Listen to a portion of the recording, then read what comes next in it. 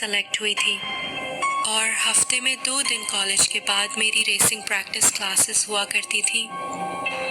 हमारे racing tournament के finals होने वाले थे और मेरे कोच ने मुझसे कहा कि मैं क्लास के बाद 10 एक्स्ट्रा राउंड्स करूं ताकि मेरी अच्छी प्रैक्टिस हो जाए।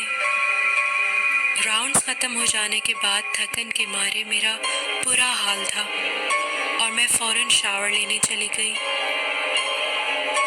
मैंने शावर ऑन किया।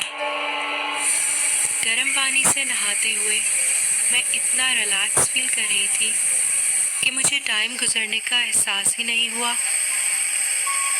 मुझे शावर लेते हुए तकरीबन कुछ 20 मिनट गुजरे होंगे कि एकदम लाइट चली गई।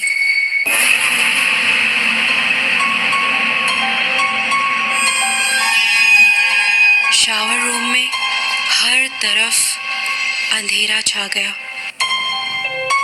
और वहाँ कोई खिड़की भी नहीं थी कि कहीं से थोड़ी बहुत रोशनी आ जाए। मैंने आवाज़ देके पूछा, कोई है? मगर कोई आवाज़ नहीं आई। बिल्कुल खामोशी थी। मुझे लगा शायद बाकी सब लड़कियां घर जा चुकी हैं। मैं अंधेरे में जैसे तैसे करके अपना टॉवल ढूंढने लगी जो दीवार के दूसरी तरफ टंगा हुआ था। मैंने टॉवल जल्दी से लपेटा और दोबारा आवाज़ लगाई, कोई है? पर फिर कोई जवाब नहीं आया। खैर, मैं फिर अंधेरे में शावर से बाहर निकलने का रास्ता ढूंढने लगी। चलते चलते एकदम मेरा पाँव स्लिप हुआ और मैं ज़ोर से फर्श पे गिर पड़ी।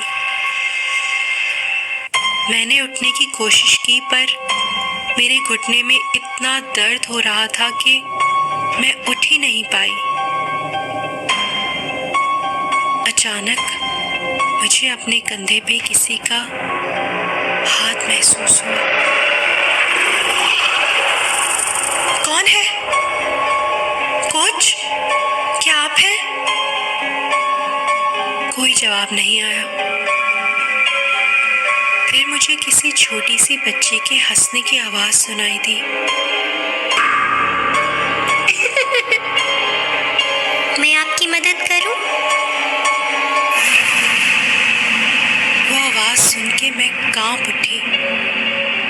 उस लड़की की आवाज बिल्कुल मेरी छोटी बहन के जैसी थी। मगर ये कैसे मुमकिन था? क्योंकि मेरी छोटी बहन की तो पिछले साल एक कार एक्सीडेंट में मौत हो गई थी। उस लड़की की हंसी भी हूबहू मेरी छोटी बहन की तरह थी, खिलखिलाती हुई हंसी। उस वक्त मुझे कुछ समझ में नहीं आ रहा था कि मेरे साथ ये क्या हो रहा है। उस मिस्टीरियस लड़की ने मेरी तरफ अपना हाथ बढ़ाया और उठने में मेरी मदद की। उसका सहारा लेके मैं आहिस्ता आहिस्ता चलना शुरू हुई। उस लड़की की चाल ढाल और कदो कामत भी बिल्कुल मेरी छोटी बहन ही की तरह थी। मैंने एक बार फिर उससे पूछा कि तुम कौन हो? पर उसने फिर कोई जवाब नहीं दिया। हम साथ 1-2 मिनट ही चले होंगे कि वो मुझे आहिस्ता से वहां छोड़ के चली गई। Goodbye. नहीं, रुको!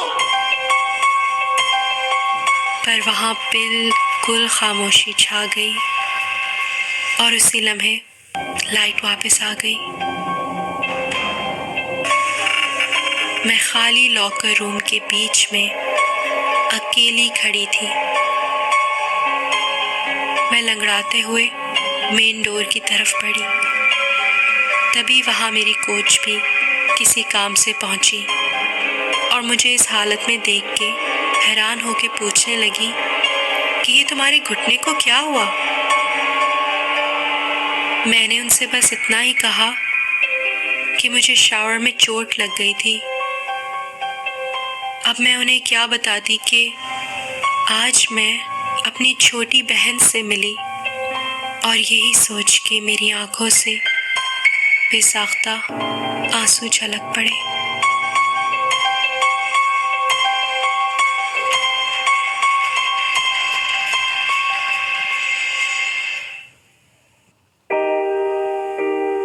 हाय गाइस, आई होप ये स्टोरी आपको अच्छी लगी होगी। जब मैंने ये स्टोरी पढ़ी तो मुझे ये स्टोरी बहुत ही इमोशनल लगी और मैंने सोचा कि मैं इस स्टोरी पे ज़रूर वीडियो बनाऊंगी।